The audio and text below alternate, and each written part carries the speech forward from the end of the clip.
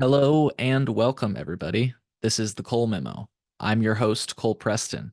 Every episode is released in audio, video, and transcript format. To find the transcript, audio, or video version of any episode, please refer to the description of the episode that you're listening to now. Within that description, you can find a link that will take you to our website, which will display the transcript for this episode and the platforms where you can find this episode in audio or video formats. If you're unable to locate the episode description on whichever platform you're listening from, I get it. Every platform's different. Simply note the episode number and visit thecolememo.com. From there, you can use our search functionality in the top right-hand corner to find the corresponding episode, and then you'll be able to access the audio, video, and transcript version of that episode. You might also find any links that we reference during the episode so that you might be able to do your own research. If you're not listening to this episode of the Cole Memo on Patreon, then you're listening to this episode a little bit later than our patrons. To become a patron, go to thecolememo.com/Patreon. It's a great way to support our show. Although one of the best ways to support our show is completely free. Subscribe to or follow our show. Leave us a positive review from wherever you're listening to us from. Favorite this episode, give it a thumbs up. Leave a comment or post a review. Once again, folks, thecolememo.com/Patreon. It's just $3 a month, and it gives you immediate access to our content, but our content ultimately all gets released for free. Our show is funded by listeners like you. Your engagement and support is appreciated. Today is March 4th. Wow. 2024. Today I'm joined by Peter Contos. Peter, thank you for sitting back down with me. Although I will say this is your first time on the Cole Memo. So for folks that may not know you, do you mind introducing yourself and telling us where we can find your work online? Absolutely. Thank you for your generosity with the platform and for always supporting the coalition. So my name is Peter Contos. I'm the Deputy Director of the Cannabis Equity Illinois Coalition. We're a nonprofit based in Chicago, founded in 2019, working to hold the state accountable for the harm done by the war on drugs. We provide a variety of direct holistic reentry services for folks returning from incarceration, as well as a lot of education around, how to, know your rights around cannabis, how to stay safe with this legal plant that you could still be criminalized for in a lot of ways, as well as lots of policy advocacy. So I spent most of my time trying to do policy work, and so I know that's what we'll be talking about today. But encourage folks to find us online at Canna Equity IL on all platforms. Instagram is definitely the best place to follow us, and our website cannabisequityil.org. Find out more about what we have going on. You're always welcome to send us a DM on social media or email us info@cannabisequityil.org if you have questions or want to get involved.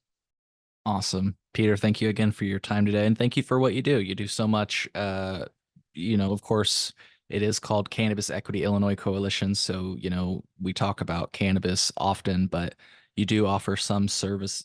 You do offer, I don't mean to say some service, many services that are outside of, I would say, a cannabis focus. So I'd be happy to give you space to talk about that if you'd like to today. But I know that one of the things that recently happened was the State of the State address by J.B. Pritzker. And I almost wanted to follow your lead here because I know there were a few things. You guys have released statements. So where do you want to start today, Peter? Yeah, I think we could start. I think just kind of with a little chronological order, just letting Sure. folks know kind of what 2024 has looked like in terms of state policy. And so, I think it's really important for folks to kind of just realize that the Illinois state government really, our lawmakers, I should say, really only work from January to May.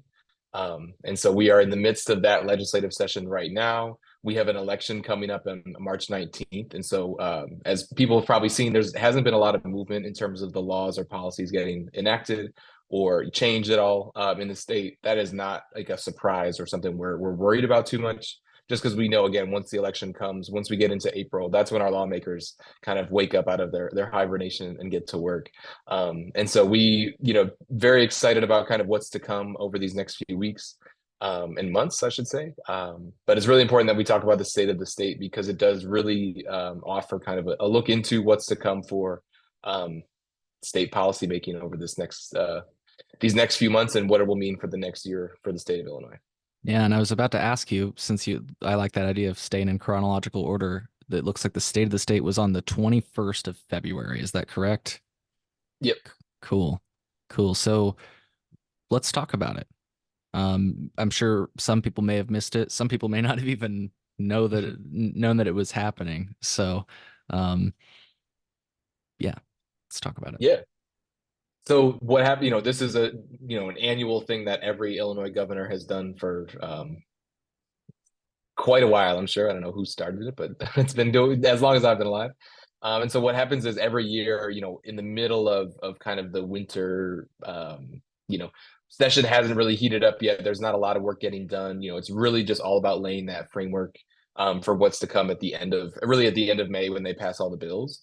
And so every governor in Illinois will basically kind of go out there, go onto the pulpit and say, hey, this is what I think the state did great this year. I think this is where we could have done better. This is what I envisioned for the next year. And so last year, Governor Pritzker came up and talked about a lot of the investments he made into education. He talked a lot about cannabis legalization and how great the industry was. But this time around, when we were down there last week, he did not mention cannabis once. He didn't mention drug policy at all. Didn't mention the overdose crisis that continues to get worse in Illinois. Didn't mention any kind of criminal justice reform, prison reform, the fact that many Illinois prisons don't have clean water still. Didn't mention any of those things, which, there's a choice. Politicians have speech writers and lawyers and professionals whose entire job it is to make sure that the words he says make sense, that they're politically effective, and ultimately because he is not the one setting the budget. I want to be really clear with folks. He doesn't set the political agenda. He's one guy at the top of this state, but he doesn't draft the laws. He doesn't pass the laws. He doesn't vote on the laws. He's just the one who he signs what comes to him. He vetoes what he doesn't like that comes to him. And so, this was a really, I would say for about an hour long speech, he talked again about kind of what he did good. He talked about, the investments in especially like early childhood education, things like healthcare. We're never going to be upset about those things. But what we were very surprised to see was, again, no mention of cannabis at all, no mention of the industry, no mention of, the progress or lack thereof, which he's spoken about. Again, I mentioned that a previous state of the states, he's in his second term as governor, and plenty of press conferences. Definitely a surprise to not hear him say anything about it. I was too, especially he tweeted about it right before the show. I don't mean to say specifically about cannabis, but there was a mention. I'll pull up the tweet just so that for posterity. But I was also surprised there was no mention of cannabis. But the way I mean, I'm upset as well that there was no mention of cannabis because, of course, I always like talking about it. But the way I put it is it made me realize how many other things were truly going on. And sometimes people accuse me of being a little bit pessimistic, negative about the progress we have made. And, guilty as charged. But I will just say that, some people have made the point to me that yes, I think even you have in some of the coalition meetings, like, we can come with this list of needs, but realize that there are so many other people from so many other industries there. And it's something I never really thought of until you and others educated me on the reality of what happens in Springfield, you know? So, Yeah, it's a lot of competing interest, and folks have to realize that like we're not the first priority on the list. We're not, just to be clear with folks, we're not in the room that he's making this speech. At the ticketed invite only event, we're not there. There are lobbyists who do get involved. There are advocates who do get invited. But there's a reason that we have a lot of a clout to gain and a reputation to build, so we get into those rooms.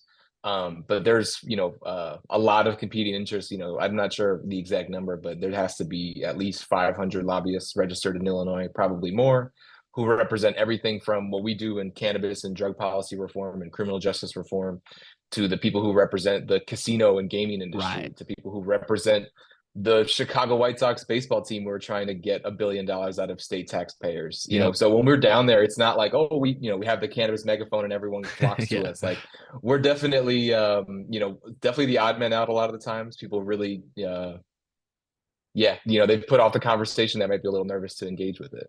Yeah. Well, and just to list off a few other interests that are probably there, power companies, for example, water companies. I mean, there are many, many things going on. Plumbing, I don't know, I'm just throwing out random trades at this point. But, you know, um, yeah, I say these things not to put down what we want, obviously, but for context for people that, like you say, It's not like it's just Peter and Doug and whoever else may be there, um, in the corner. It's like a packed room of several interests that are, fighting for the attention of these legislators in so many ways. So, um, Hmm. And then on top of all that, there's, three middle school classes that are doing a field trip. And you're trying to have a conversation and 60 seventh graders walk by and you're like, oh my God, shut up. I'm trying to talk to right. this person. And they're, this is, working in the Capitol. This is what it's like. I want to give you more space. I'm showing for our listeners right now the tweet I was referring to a moment ago, but it was made. It looks like actually a day before the. Um, yeah, this was on the 20th, so I think the State of the State was on the 21st, if I'm remembering correctly. I can't remember.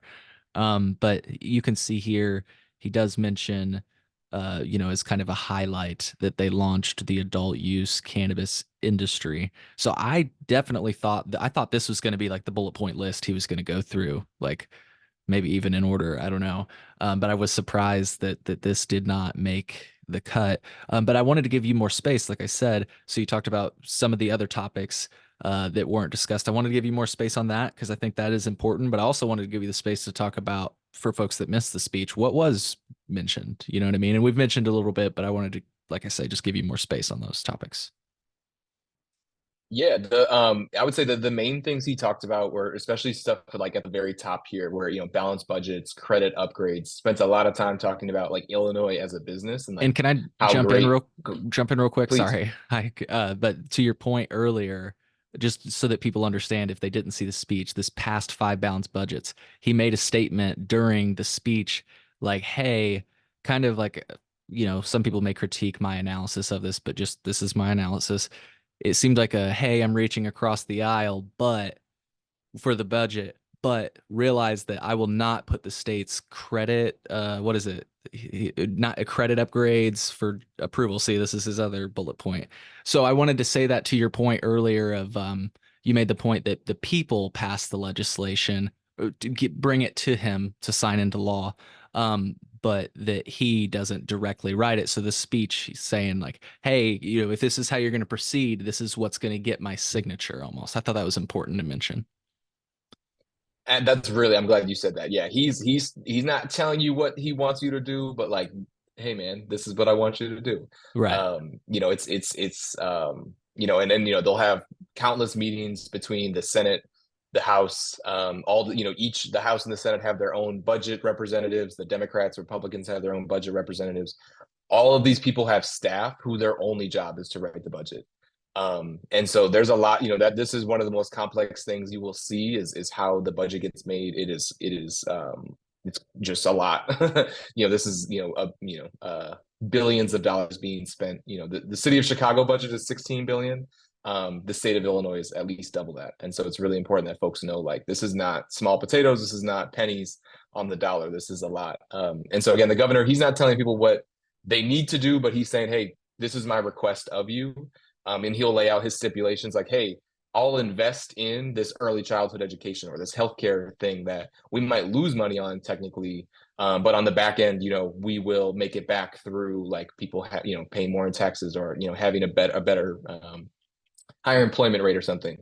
And so he's trying to be very clear. And for context, Illinois, we had kind of back-to-back governors where passing a budget was very difficult. Under former Governor Rauner, we literally had 3 years of budget impasses where they literally couldn't agree. And so there just wasn't a budget. And so a lot of the social services organizations, mental health support just didn't get done. And so groups like the Coalition, like when we first started, this was a year into Governor Pritzker's term, there was very little state staff for us to like call or to reach out to and ask for help from. Things have definitely changed since then. We'll give the governor a lot of credit. Like we do have um, more adequately staffed agencies. We could always do better. But like we have moved in the right direction. And it does go to like there's a huge difference in having at least your bills paid as a state. Like, we are in a much better position than we were in the past. But again, like this needs to be the ground floor for, further growth. Yeah, and I can't speak on other levels of education, but I can say that in the past, like you said, due to these budget impasses, there's been a huge impact to higher education institutions. I even know that some closed, like community colleges were closing. I don't know if people remember this, but in one community, I know of a few, yeah, that closed, some that were really buckling down, and the future was unclear. You know, they were having layoffs. This is in higher education. So, like you say, to to uh, to credit the current governor, although may things may not be perfect, things are, you might say, better in at least those regards. So, Absolutely. And one just real quick, some of the other things he mentioned in the speech. So again, he mentioned, I would say he really focused a lot on healthcare and education. So again, early childhood education, not just trying to support families, especially like more vulnerable families, for single parent households, um, but making sure that those families actually have support. They have tax credits and more investment, but also making sure that the professionals who are going to offer those services, making sure Illinois is like the most competitive and generous place for people to get jobs. Because it's like we want to attract the best labor force. We got to pay people money. We got to pay people benefits. And so there was some really exciting stuff, like as an individual, as part of a community, like we should all be excited about. But again, those were very kind of very focused. Again, healthcare, education, how great our credit score is.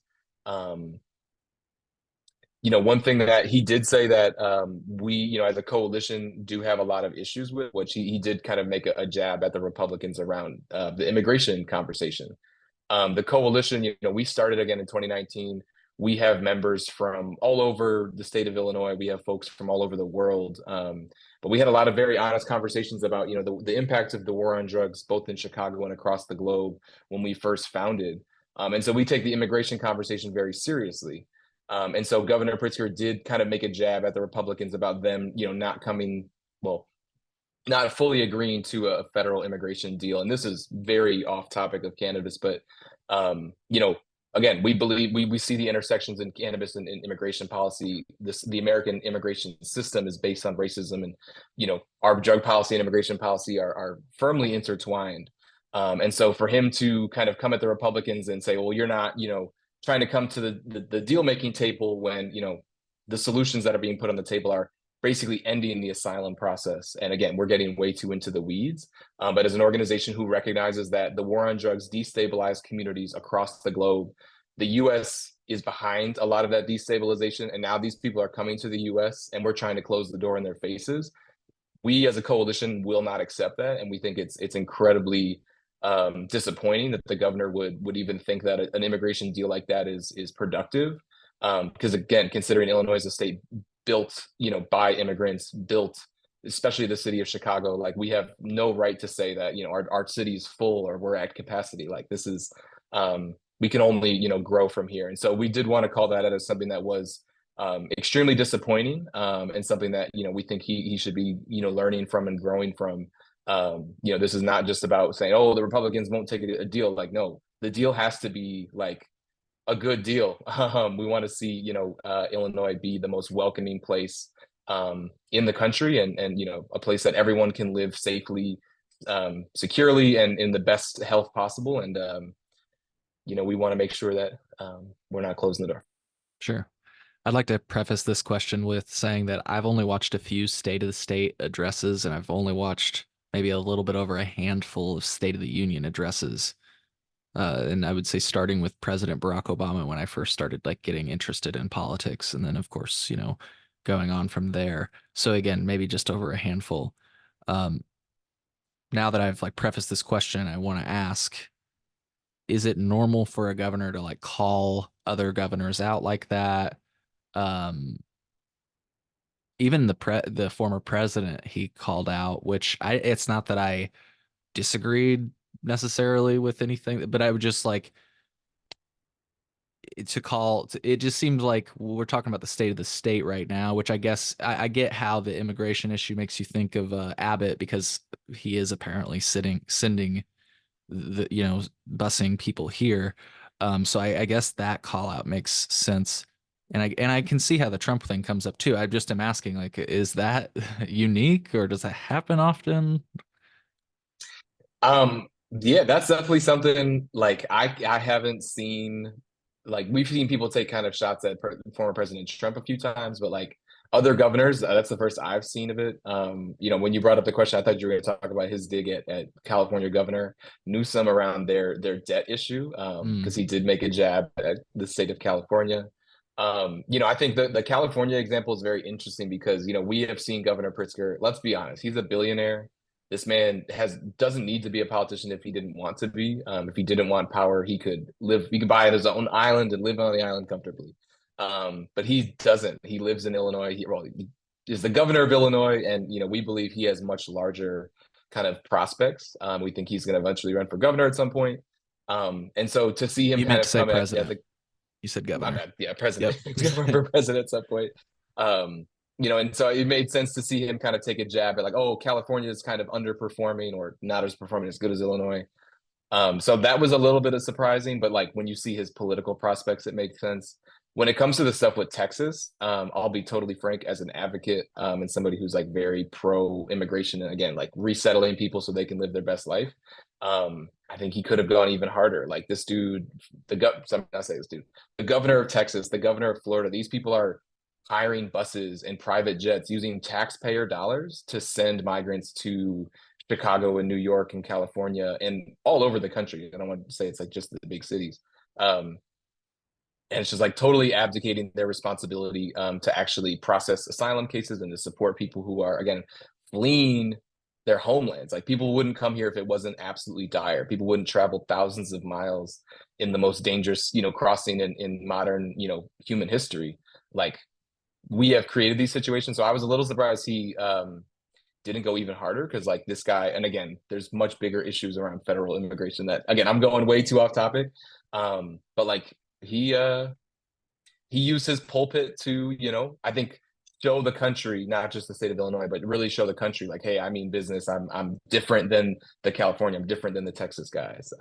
That's kind of why I was asking that question. I not so much that, I had issue with anything that he said. I was like, is he positioning? We all know that it's a possibility, but it just seemed like something that somebody who's running for president would say, you know? Um, so, well, anyways, did not mean to get into the weeds on that. I just thought it was, you brought up the idea of immigration or the issue of immigration rather.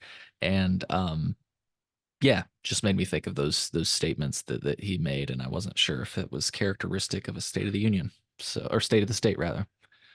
Um, so, well, what are some other thoughts you have about this, or what are some like next steps? Like, I mean, I saw you guys produced a graphic. Are you like, yeah, where do we go from here? Yeah, so again, really went into the weeds on some of those things, and so Sure. I apologize to listeners No, it's because okay. again, I can spend a lot of time on this. So the next, I think, kind of where we go from here is like we have pretty much 3 months, March, April, and May, to really make a lot of noise and to try and pass a lot of bills. So again, we mentioned the governor. He laid out what he wants to see in the budget. Didn't mention cannabis by name, and that means it's on us to make sure cannabis is addressed. If he's not talking about it, we need to talk about it so that we fill that void and we make sure that nobody can run away from this. Nobody can dodge these questions. Nobody can ultimately evade accountability for this program because we know this could be, we could be so much further along with the more integrated, diverse, just better industry. And so now is the time to get involved. So, the coalition, we continue to have community policy meetings. And so we'll make sure that that link is in the description and the show notes so folks can plug into those. Right now, those are every other Monday at 5:30. As we get closer to the end of the session, those will move to weekly because there will be a lot more like pressing updates and stuff. So we encourage folks to sign up for those meetings. We'll have emails that go out, every other week with all of the updates. So even if you can't make the meeting, you'll have the notes. So that's first. And the other thing I'll just say about those is, those are open conversations. So if you have legislation you want the coalition to look into, whether you think we should support it, you think we should oppose it, just things you think we should read about, this is an open conversation. We want to make sure, people understand the table is always open. We're not, this is not this is a community-led process. This is not us doing anything by force. And so that would be first and foremost is plug in with us on those meetings, join those conversations, be a part, read the notes, be a part of the conversation, so that we can, ultimately, get people more informed about what's going on, um, and how they can use their voices. Absolutely. Yeah, folks, check out that link. I go every meeting and listen in. And like Peter said, if you can't listen in, the summary emails are great. And it's a way to get involved. Speaking of getting involved, I figured we could plug this is coming up. Um, Mhm. this is a great way to get directly involved, folks. And for our listeners, Peter, why don't you tell our listeners what we're displaying right now and how they can get involved? Mhm. So on Thursday, April 18th, the coalition, we're going to be taking a big group down to Springfield, to the state capitol, to see all of what I just talked about up close and personal. Yeah. Um, we will have a bus coming down from Chicago with 55 seats, so we encourage folks to sign up as soon as possible. We'll make sure that you get the sign up for that as well. But sign up, add your name to the list. Even if you don't want to take the bus, you want to drive down or take the train, sign up so we can get you, all the information you need. Because one thing that, just to be really clear with folks, people, we believe that everybody should see our government up close and personal for what it is. We mentioned at the top of the conversation all of the different competing interests when you're in Springfield. There's one specific area that's called the Rail, that's right outside of the House of Representatives kind of meeting room, and you'll just see hundreds of lobbyists in their suits just like lined up around this rail, waiting for lawmakers to come out of their meeting or to go into the meeting, or they're calling them on the phone like, leave your meeting, I need to talk to you. We're going to show you what this is up close and personal. We're going to make sure that you kind of, dispel any myths you have about how the government works, how you can use your voice as effectively as possible. So again, we would love for folks to join us Thursday, April 18th. That will be an all-day event. So again, if you're coming from Chicago, make sure you sign up so we can get you on the bus. If you want to take your own transportation, that is fantastic. We'll send you everything you need to know. But again, when you leave on the 18th, you're going to have seen the Capitol. We'll take you around, show you all of the sights, sounds of our state government. You'll get to, where our goal is for everybody to meet your respective state reps and state senators. And so we're going to have little breakout groups based on where you're coming from in Illinois. You'll go with, your community members, so you can go see your reps, see your senators, and remind them like, hey, I'm technically your boss. I vote for you. We put you into office. We can take you very much out of this office if you're not listening to what the people are demanding. Whether it's about cannabis, obviously cannabis is the main agenda for this event. But again, if people have bills or things you want us to talk about, reach out to us and we can talk about adding it to the list. Absolutely. Absolutely. And I just, for folks that are watching, I displayed a picture. I think this is actually the rail you were talking about. And you can even see, I think that's Senate Majority Leader Don Harmon right there. I could be wrong. I don't know if this is in Illinois or not. I don't know. Is that in Illinois? Can't tell. This is the rail. Oh, cool. Cool. Yep. So yeah, So, just imagine hundreds of people in suits, just like, again, from the coalition, Doug and myself, to the pork manufacturers, to, the transit advocates, the people who represents ComEd and People's Gas, the utilities, like all of these people are in one place for better, for worse. And, we want people to see it up close and personal. Whether cannabis is the issue for you, you care about other drug policy reform, you care about other criminal justice reform, you care about climate change, you care about sustainable agriculture, all of these things intersect. And so, we mentioned immigration at the top, like that's the same, all of these things are intersectional. We make sure that everything we do, we explain kind of why the coalition believes that, these things are connected, and, we will get to work to work for proactive policies that make a real difference. absolutely. Absolutely. Well, Peter, I want to give you space. Did you want to? I do have one question for you before we go, but I wanted to give you space. Do you have anything else that we didn't touch on today, or anything else you'd like to speak about? No, I think just in closing from my side, just again, a reminder that like the first 3 months of session, don't hold your breath. Things are slow. Right. It's designed to be that way. Just know that, by the time you listen to this, things will have gotten a lot busier. I will have a lot less sleep. And, again, especially once we get into April and May, like this will be almost round the clock work. So if you're interested in getting involved, now's the time to do it, because it's only going to get busier, and we need all hands on deck. Absolutely. Absolutely. Well, I wanted to play a clip for my next question. It's just a short clip, and I guess I wanted to ask, this is one of the very real issues, and we've talked about it sometimes, but I guess my question that I want to give you time, we'll watch the clip while you think, but I'll ask you the question beforehand. Campaign finance, right? We'll have somebody explain what exactly that is in their short clip and why it's so important. But I guess what I'm asking you is, can the public outweigh, I guess, the dollars? I'm having trouble wording this question, admittedly, but I've been feeling a little, um, I don't know. My faith has been destroyed in some ways, and so I'm wondering, like, will we, if we come together, is that enough, or do we need to somehow figure out somebody to cash flow these policies? Anyways, let's check out the clip. Why do you think you're alone in supporting meaningful reform? Oh, Cole. Let's see. Why am I alone? Because just like any other commodity in a capitalist system, unless you deal with campaign finance, you're going to be alone.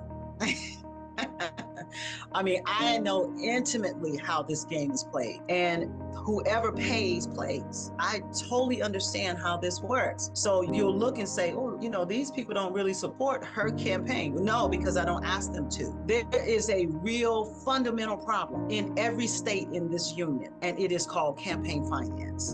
And unless we deal with campaign finance, what we have seen going forward is that they have allowed continuously for them to maintain what they have without having to open it up to the rest of us. People believe that they elected me and sent me to represent their interests from my community, right? But in many, many cases, the people who are in Springfield are lobbyists, and they represent the interests of the cannabis industry. So if you think that you're going to ever stand up, you're going to be fighting this when I'm not a legislator. They're going to still be fighting to get into this cannabis industry in all kind of backdoor ways. And we're going to be passing legislation from here to eternity, because what they have done is lock people completely out by policy. Again, big one, but I'm curious, what's your take on that big topic? Yeah, I could not agree with Representative Ammons more. Definitely as a individual, I firmly see as someone who is a middle schooler when Citizens United court case happened in front of the state in the U.S. Supreme Court that drastically changed the situation. It has not gotten any better since then, and so I firmly stand behind this as an individual advocate. From the coalition, the coalition was born out of, again, the promises our lawmakers made about righting the wrongs of the war on drugs and achieving true equity in this cannabis industry. This is again, we talk about how intersectional this issue is. This is absolutely one of those things that has to be on our docket, because, like, again, the coalition was formed of people who are impacted by state violence, who don't have a voice in the state government, for better or for worse. And so the only way, we can truly achieve change is we either show up with a whole bunch of people or a whole bunch of money. And we can probably get a whole bunch of people before we can get a whole bunch of money. And so, this is definitely something we firmly agree with. I know Representative Ammons has introduced like publicly funded campaigns. Like, everybody has a certain amount of money to lead their campaign, and that's all you get. So both of us get 50 grand to run a campaign versus I have 10 million and you have $10. Like, we can finally maybe level the playing field. So something I'm firmly supportive of, the coalition, this is conversations we want to have, and we got to make these change sooner, because the more money, again, the governor's a billionaire, like, Yeah, let's call it what it is. I guess, to put It's it in a bottle, it sounds like you are optimistic that we could come together and enact some change. I am optimistic. I definitely, I don't want to, I'm not a rose tinted glasses person. I've very much become jaded through this process. And, these last 5 years have been very difficult for us, and we've learned and been burned, unfortunately, by this process. But, we are optimistic that we can bring people together. It has happened before. There have been people led movements in this country, in this state of Illinois. And, I think a lot of it is just like making sure people understand the history. Like, people have organized and done amazing things. And a lot of those campaigns, our government doesn't want us to know about. The coalition, we were, born under the same vision that the Rainbow Coalition was born with, the Black Panthers, the Young Patriots, and the Young Lords. Like, this is, it only works if we're all at the table together, working, beating the same drum, and able to work at the same mission and the same goals, or else we're all going to be fighting at the bottom for scraps. This country is built on the people at the very top having everything and controlling everybody else. It only can work if we realize our power collectively, we use our voices, and we show up. Yeah. And I will just say before we go, that I feel, and maybe it's anecdotal, but I feel I've seen a lot of more energy this session than I have in quite a long time. And I think I'm trying to give you a compliment here. I think that can be credited to the Alliance for Cannabis Equities proposals that were unveiled. And if people are curious, I wrote an article about this on January 22nd, 2024, which includes the one pager and some of my thoughts. But definitely check out the one pager. I'll have that linked in the podcast show notes as well. And if you'd like to see my thoughts, check out the article. But I wanted to say that that I am also hopeful. Not that you asked me, but I wanted to end it on a happy note. I'm also hopeful because I feel I've seen more support for these proposals than I ever have, and I credit it to the fact that there are some community-based proposals. In other words, they're not just industry-focused proposals. I always say if, you want to get people to call into their legislator, you got to give them a reason to. And sorry, but I'm not going to call in for the Illinois Railway Association, just like I'm not going to call in for, some cannabis industry person that I may not even know exists. But when you give me something that it's like, oh, hey, that would benefit me and my life and my loved ones, and it will give somebody else something, sure, I'll call in, So anyways, I just want to end that on a positive note by saying that I'm also hopeful. So thank you, Peter. And I just want to also say thank you to you and Doug for doing what you do. Folks, I meant to add this earlier, but the meetings truly are open and you give people plenty of space, to learn and participate. And I just want to say that I'm not personally aware right now of anybody else that's doing that, holding these weekly regular public meetings where you get everybody together, give them updates on what's going on. And I just wanted to say thank you because I know that sometimes it might be a thankless position, and I just wanted to make sure to let you know that I appreciate you, and I know so many other people that appreciate the work that you, Doug, and everybody else does. Um, so thank you, Peter. No, and sincerely appreciate that, Cole, and everybody who supported this movement. Like, this is something that this is the greatest privilege of our lives to do this work. It is incredibly difficult. It is taxing. It is exhausting. But like, there's nothing more that we'd rather be doing than this. And so again, really appreciate all the support that comes from our community. And one thing that you said that I think really needs to be harped on is like, if we don't have political imagination, if we can't envision what we want to see, we will never achieve it. And so again, I can be jaded, I can be frustrated. I'm a pessimist for sure. I say that proudly, but like, that does not mean that we can lose sight of our goals. Like, we have to continue to keep that vision in front of us. Because yeah, if we lose sight of it, we're gonna be 5 years later and not know where we left and how we got off the course. So we just need folks to keep believing, keep again, like, see what you want to create, and we'll get there. Well said, Peter. Well said. Well, hey, I will see you here in a little bit at the advocacy meeting, and folks, I hope to see you all at future ones. And I hope you found as much value in this conversation as I did. Check out the show notes to get involved. Definitely check out the Cannabis Equity Illinois Coalition at cannabisequityil.org. Thank you once again, Peter.